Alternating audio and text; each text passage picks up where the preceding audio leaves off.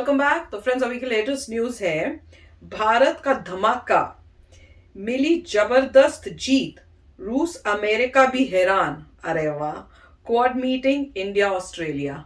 तो चलो जल्दी से वीडियो शुरू करके पहले पता करते हैं न्यूज क्या है।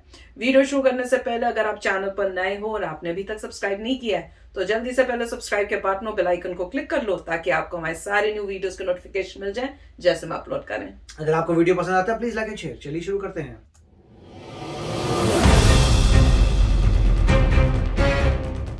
रूस और यूक्रेन जंग के पहले ही दिन से भारत ने जो कहा उसी बात पर टिका रहा। भारत के इस मजबूत रुख की पूरी दुनिया ने तारीफ की, फिर चाहे वो नाटो के देश हो या क्वाड के साथी।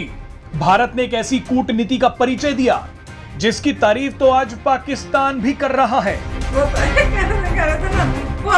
भारत ने एक ऐसा असंभव काम कर दिखाया जिसके बारे में दुनिया ने कभी सोचा भी नहीं था। यह भारत की जबरदस्त कूटनीति और बढ़ती ताकत का सबसे बड़ा उदाहरण है कि आज भारत से ना रूस नाराज है और ना ही अमेरिका। रूस और अमेरिका भले ही आपस में कट्टर दुश्मन हो, लेकिन भारत ने इन दोनों देशों को अपना दीवाना बना लिया है। आपको बता दें कि जब दुनिया ने रूस से किनारा कर लिया तब भारत ने उसका साथ दिया। भारत ने रूस के हमले की निंदा तो जरूर की, लेकिन हमेशा उसके साथ खड़ा रहा। कई एक्सपर्ट्स ने दावा किया था कि रूस पर भारत का यह रुख अमेरिका और उसके साथी देश बर्दाश्त नहीं करेंगे, लेकिन भारत ने रूस का हाथ छोड़े बिना ही अमेरिका का भी हाथ थाम लिया। दुनिया तब हैरान हो गई जब अमेरिकी प्रतिबंधों के बावजूद भारत ने रूस से सस्ता तेल खरीदने का ऐलान कर दिया था। विदेशी मामलों के जानकारों का मानना था कि अमेरिका इस बात से नाराज हो जाएगा, लेकिन भारत के इस कदम पर जब अमेरिका का बयान आया तो सब हैरान रह गए। अमेरिका ने कहा कि भारत अगर रूस से तेल खरीदता है तो ये उसके प्रतिबंधों का उल्लंघन नहीं है। भारत की जबरदस्त कूटनीति का असर तब भी देखने को मिला जब ऑस्ट्रेलिया ने सार्वजनिक रूप से एक बयान जारी किया। ऑस्ट्रेलिया ने भारत को लेकर कहा कि क्वाड के देशों ने यूक्रेन संकट पर भारत के रुख को स्वीकार कर लिया है। ऑस्ट्रेलिया ने कहा कि हर देश के द्विपक्षीय संबंध होते हैं और हमें इसे स्वीकार करना चाहिए। यहां आपको एक बेहद ही दिलचस्प बात बताते हैं। क्वाड समूह में भारत के अलावा ऑस्ट्रेलिया, अमेरिका और जापान शामिल हैं।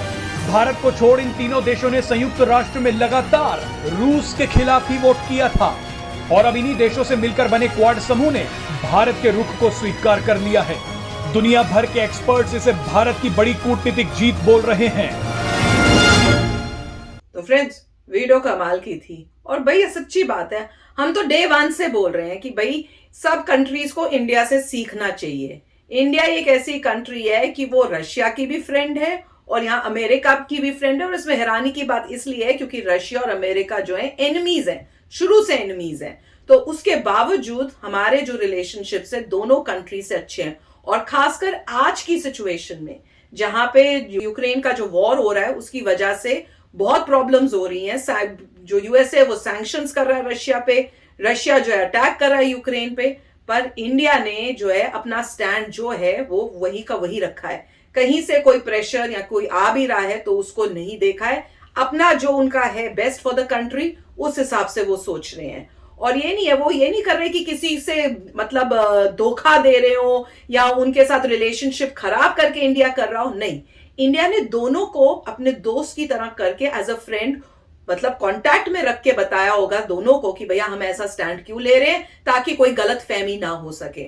बताया होगा रशिया को कि भैया क्यों हम अमेरिका के साथ हैं, या अमेरिका को एक्सप्लेन किया होगा क्यों हम रशिया के साथ हैं, ताकि अंडरस्टैंडिंग रहे इंडिया की दोनों के साथ। बातचीत जो करते रहते हैं सबके सब वो इसी वजह से करते होंगे कि ताकि कोई भी जो मिस इन्फॉर्मेशन कहीं बाहर से जो आ रही है वो ना हो। और इसी की वजह है कि अमेरिका भी कह रहा है कि भैया हमने पहले तो कोई ऐसे सैंक्शंस नहीं किए हुए ऑयल के ऊपर, तो इंडिया ऐसा कुछ नहीं कर रहा है कि भाई जो कि सैंक्शंस को जो ब्रेक कर रहा है। और ऑस्ट्रेलिया ने भी बहुत ही अच्छा बोला कि भैया हमें समझ में आ रही है कि इंडिया के जो रिलेशनशिप्स रहे हैं रशिया के साथ वो हमें भूलना नहीं चाहिए। तो जिस हर कंट्री के अपने रिलेशनशिप्स होते हैं किसी कंट्री के साथ, तो आप किसी के ऊपर थोप नहीं सकते हो कि भैया क्योंकि हम उनके दोस्त नहीं है तो तुम भी उसके दोस्त नहीं बनो। ऐसा तो नहीं होता ना रियल लाइफ में कि भैया कि आपका दोस्त है पर वो दोस्त जो है आपका वो आपके दुश्मन का भी दोस्त है, तो आप उसको बोलो कि नहीं नहीं तू मेरा ही दोस्त है, तू उसका दोस्त नहीं बन सकता। आप बोलना चाहो बोल सकते हो पर आप उसको ये नहीं कह सकते तूने मेरी साइड ही होना है। वो दोस्त को डिसाइड करना होता है। अब अगर दोस्त आपके साथ भी अच्छा कर रहा है और आपके वो दुश्मन के साथ अच्छा कर रहा है तो आपको प्रॉब्लम नहीं होनी चाहिए, क्योंकि आपके साथ वो अपनी दोस्ती निभा रहा है।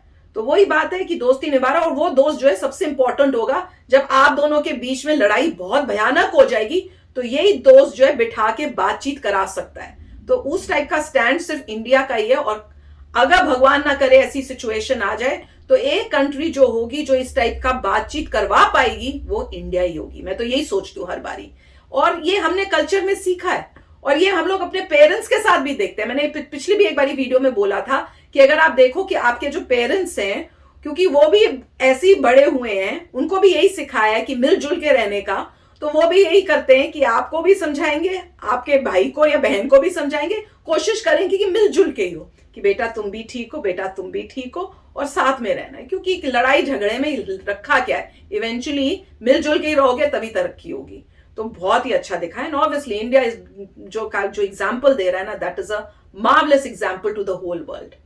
राइट, देखिए इसमें आप देखेंगे कि जितने भी क्वाड कंट्रीज हैं वो क्वाड में क्यों आई थी। वो आई थी चाइना के काउंटर करने चाइना की पावर को। तो इंडिया ने अपना क्लियर किया है कि आपका गोल क्या है। आपका गोल ये है कि आप मतलब दोस्त क्यों हैं, कोई भी इंसान इंडिया का दोस्त क्यों हो रहा है, ट्रेड रिलेशंस की वजह से। पहली बात तो ये ट्रेड होता है, उसके बाद चाइना।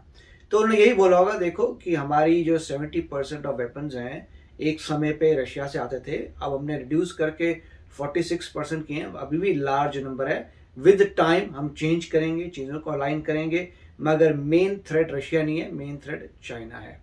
और अगर आपको चाइना को काउंटर करना है तो आपको रशिया के साथ बने रहेगा इंडिया को।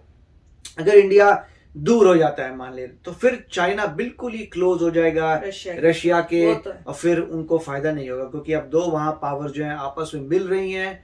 तो यूएस को लॉस होगा, कनाडा को लॉस होगा। क्वाड में तो कनाडा नहीं है, मगर एटलीस्ट जापान और ऑस्ट्रेलिया सभी को लॉस होने वाला है। तो मेरे ख्याल से बहुत अच्छी बात है कि इंडिया ने क्लियर किया है कि देखो जो भी हम कर रहे हैं वो तुम्हारे बेनिफिट में भी है, और वहाँ पे एस्केलेशन ऑफ वॉर भी नहीं हो रही, और तुम्हें बातचीत के लिए भी कोई बंदा चाहिए, वो इंपॉर्टेंट। मगर मोस्ट इंपॉर्टेंट है चाइना की काउंटरिंग के लिए ये सब हो रहा है।